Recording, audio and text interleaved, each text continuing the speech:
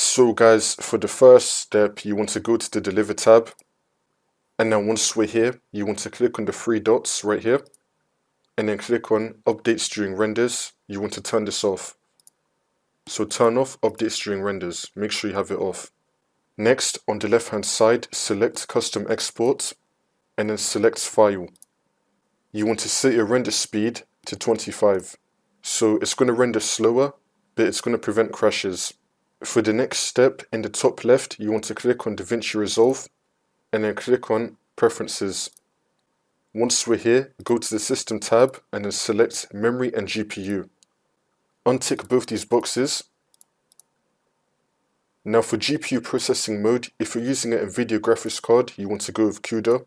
If you're using an AMD graphics card, you want to go with OpenCL.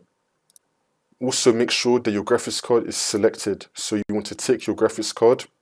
And if you have any other graphics cards, you want to untick them. Only tick your graphics card that you want to render with, and then click on Save. And then click on OK. Now you want to restart DaVinci Resolve, but make sure that your work is saved before you do this. So you want to go to Search and type in Task Manager, click on it. Once we're here, make sure that you're on the Processes tab. You want to search for DaVinci Resolve, click on it, and then click on End Task. Once that's been closed, open up DaVinci Resolve again.